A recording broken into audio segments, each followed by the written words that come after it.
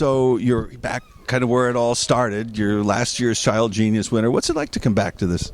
It's really interesting. I mean, I was usually when I was kind of reminded of how I was studying back here, like hanging out with my friends, and it all feels so different because last year I was actually in the competition, and this year I had a chance to sit in the audience and watch. So it's a lot different. It's weird. It's a weird feeling. So is it more stress or is it less stress to sort of, be in the background kind of watching fly on the wall?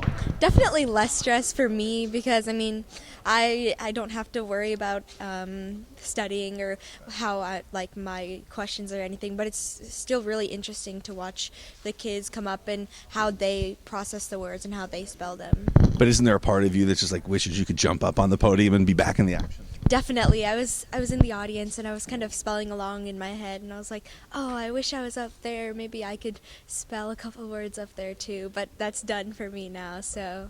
But you're actually here for a purpose, right? You're participating in season 2 of Child Genius. Tell us what your role is going to be. Well, I just kind of was here at the beginning of the spelling round. I just gave the kids a pep talk just as like a guest, just to watch and be a part of it. Not like actually competing or anything, but just watching and helping out. And what kind of advice did you give them? I just told them to enjoy the experience and not worry about the outcome or anything, because that's what's really important. Is it an enjoyable experience to be on a competition like this? Because it seems so stressful. It seems like everybody is up there like really worried that they might get something wrong. I mean, is it fun or is it just really nerve-wracking? That's the thing. You have to make the competition fun, not just think it's scary or I'm going to not do well or something. So that's the mindset I had when I was competing. And so I just carried that through and I gave them that advice. So hopefully they'll do that as well. What's it like up on the podium? What's going through your head when you're up there? Is it that you don't want to lose the competition, or is it that you don't want to let your parents down, or you don't want to slip and say something wrong on TV? Well, I mean, it's different for every kid. For me, it was just that I was gonna focus on what word or what question I was gonna get at that word, or sorry, I'm used to saying word, that question at that time, and not focusing on the next question or the previous question that I might have missed or something. So. And there's a lesson also to be learned here, because sometimes you just have a bad day and you get eliminated and you're out. And the lesson is that you can always come back and turn everything around. You learn that with the spelling. Exactly. I mean, not everything will be the first time you go there, you'll be perfect. And you can't be perfect at everything. And you just have to learn from those experiences and be gracious about it. So let's talk about the B. Since you did Child Genius, you actually went back to the B for like the 150th time. And you finally won. What was that like? That was awesome. I mean, I was so excited. It was my dream. It was like I worked so hard, and it finally ended my spelling career and journey. So. Would you have been disappointed if you didn't win? I mean, was it like this is the last chance, you got to do it? Well, yeah, it was the last chance, so my goal was to win. But, I mean, I probably would have been disappointed maybe a little bit like the day after. But after that, I would realize all the fun times that I had, the experiences that I made so many friends, learned so many things. So now what? Like, what happens to you after you win Child Genius, after you win the spelling bee? Now what?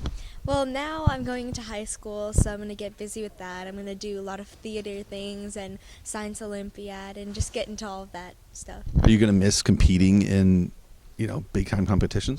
Definitely. I mean, I'm already kind of usually over the summer after I won the B, I was like, wait, I'm not studying spelling anymore. This is kind of weird. So you have all this extra time in your schedule now. Yeah, I have to find new things to fill that void. Right. And we're so used to seeing you on television. You're so camera ready all the time. Have you been approached to do other shows, reality shows, or anything like that? Yeah, we got a call from actually, do you want to be the Millionaire show?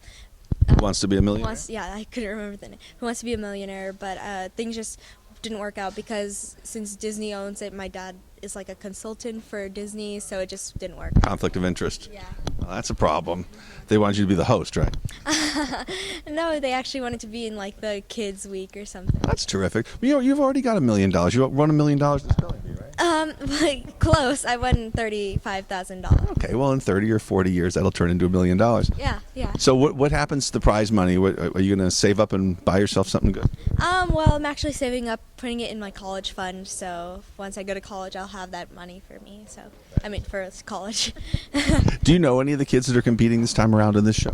Actually, I don't, and so it's great. I met them right before the spelling round, so they're really great kids. They're so sweet. So it was awesome to see them spell those words. Do you think you could pick a winner from this field you saw today? Really, it's always difficult to pick a winner. I mean, I still have to, you don't know what they're like, what else they're good at. I mean, because it's over an 8-week period of time, and they have to endure to the end, not just like, so it's difficult. I still don't know.